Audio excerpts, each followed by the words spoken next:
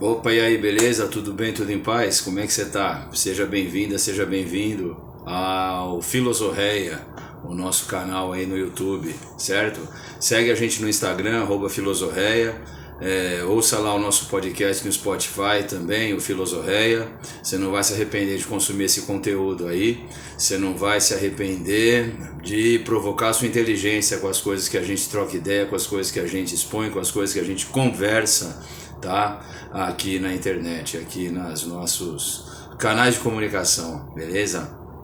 E a gente está aqui hoje para falar sobre um fenômeno político da pós-modernidade, um fenômeno político recente, tá? E esse fenômeno político recente é o seguinte, é o crescimento das ideias conservadoras e da direita e da extrema-direita entre os jovens, tá? E qual é, assim, a explicação? Não tem uma explicação única, tá? Por que a direita cresceu entre os jovens? É uma combinação de alguns fatores, tá? E a gente está aqui para falar deles. Quais fatores são esses? A internet, a economia e a cultura, tá? Então, assim, ó, a gente vive num mundo pós-moderno. Acho que a melhor definição de pós-modernidade que você tem é de um cara chamado Jean-François Lyotard. O Lyotard, ele falava o seguinte, ó, que pós-modernidade, esse mundo em que a gente vive, é a recusa de narrativas longas sobre as coisas, entendeu? Ninguém mais quer muitos livros, longos tratados, longas explicações, muita complexidade para compreender os fenômenos, para tentar entender a realidade, até mesmo para se posicionar dentro dessa realidade, né? Então vamos começar pensando o seguinte, ó. Nem todos os jovens eles foram para a direita, mas esse campo ganhou mais espaço entre os jovens, esse campo ganhou mais espaço, né? Tem uma frase de Salvador Allende, presidente do Chile em 1970, o primeiro presidente democraticamente eleito, primeiro presidente marxista, declaradamente marxista, democraticamente eleito na história. E o Allende foi deposto por um golpe militar em 1973, né, aí na chamada Operação Condor, com intervenção da CIA, intervenção dos Estados Unidos, evidentemente, e que levou à ditadura militar chilena, com a ascensão de Augusto Pinochet em 1973.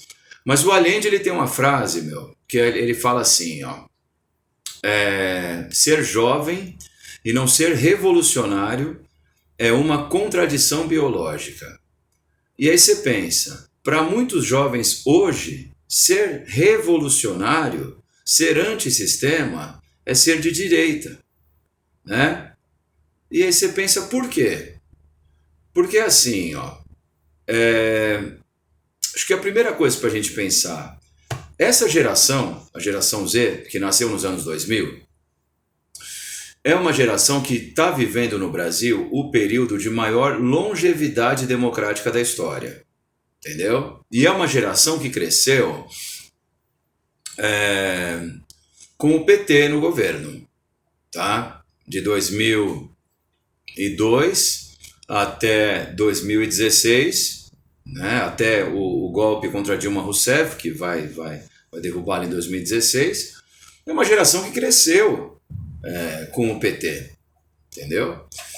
Diferentemente da geração anterior, que cresceu em governos ou na ditadura e posteriormente em governos neoliberais de Estado mínimo, né, e que viram no PT uma alternativa. Ou seja, a geração dos millennials, apesar, eu chamo de millennials, né, mas é millennials que fala, mas eu gosto de falar millennials. Os millennials é uma geração que você tem gente de direita hoje, tem gente conservadora, ultraconservadora, reacionária, tem, evidentemente, mas é uma geração que ser antissistema era estar no espectro político à esquerda.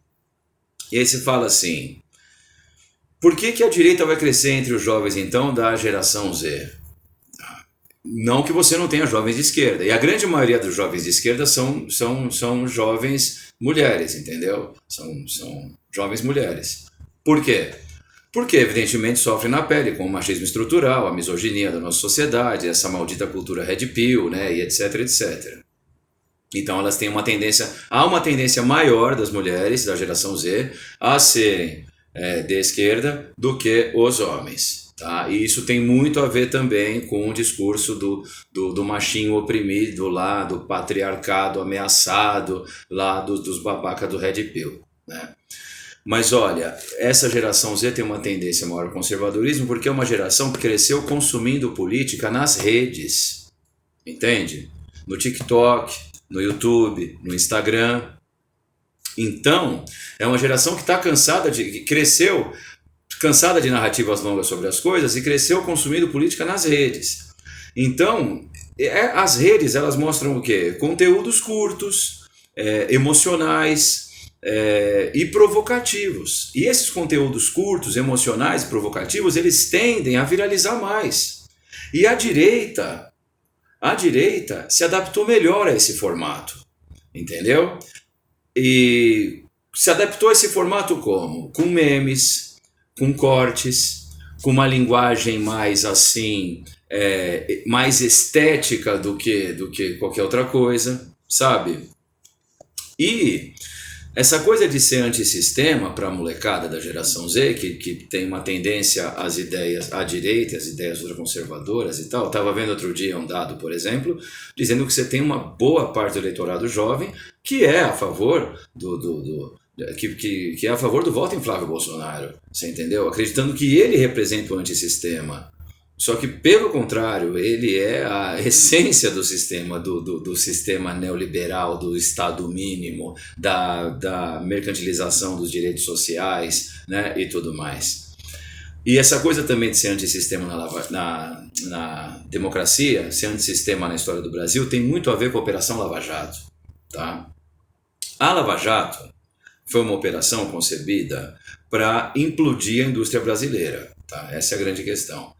Você tem provas hoje em dia que a Lava Jato teve assim, atuação da CIA, tá? Teve atuação da CIA, e você teve um juiz combinando as sentenças com o promotor, aquele diálogo entre Sérgio Moro e Deltan Dallagnol para combinar as sentenças e tudo mais.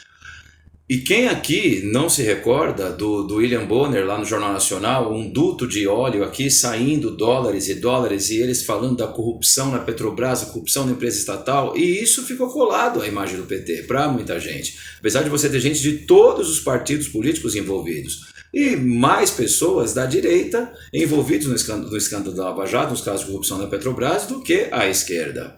Né? Isso tem a ver também com o seguinte, você tinha durante 10 anos dos governos petistas, você teve um aumento real do salário mínimo acima da inflação.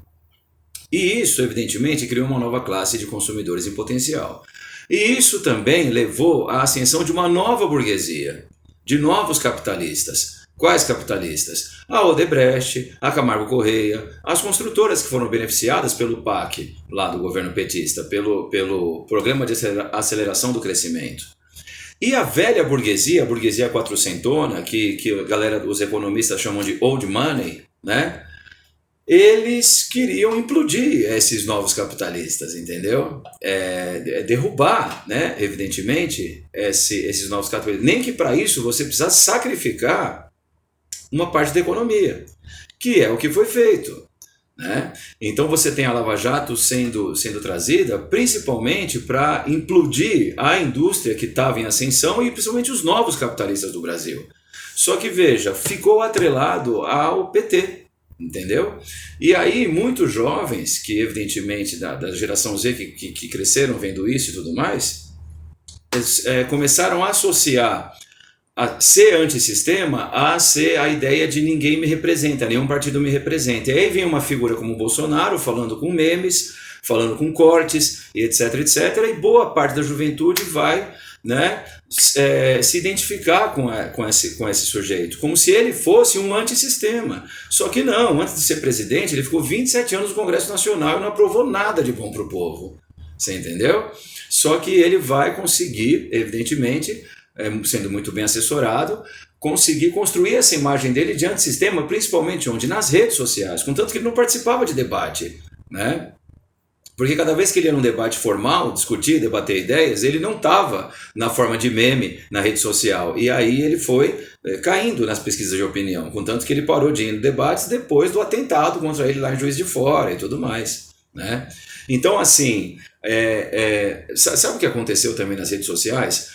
Esse lance de você, da guerra, não é guerra, mas da oposição política, ela está atrelada a uma questão cultural, onde virou uma guerra de narrativas, onde você tem que escolher um lado, entendeu? E não defender um posicionamento tal qual a esquerda quer fazer, de pegar as ideias e evidentemente fazer com que elas tenham sentido e explicar as coisas. Não. Você tem que escolher um lado. Então virou uma guerra de narrativas, virou uma guerra cultural, na qual você tem que escolher um lado, e esse seu lado vai ser escolhido e defendido nas redes sociais, no Twitter, no TikTok, no YouTube, etc.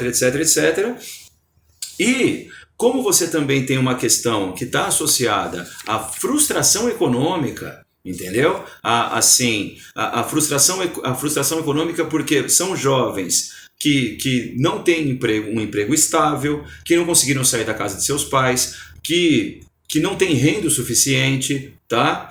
Então, para eles, o sistema não funciona, entendeu? E já que esse sistema não funciona, essa frustração econômica me leva à busca por soluções rápidas. E a direita, ela consegue fazer o quê? A direita e a extrema-direita consegue prometer soluções rápidas e drásticas por meio dos cortes nas redes sociais, como, por exemplo, você vai criticar os altos impostos, você vai defender empreendedorismo, você vai prometer menos burocracia, você entendeu? E isso vai pegar o jovem de um jeito e falar, puta, aqui está o antissistema. Só que esses caras, não, assim, a coisa mais sistema que existe é a extrema-direita, você entendeu?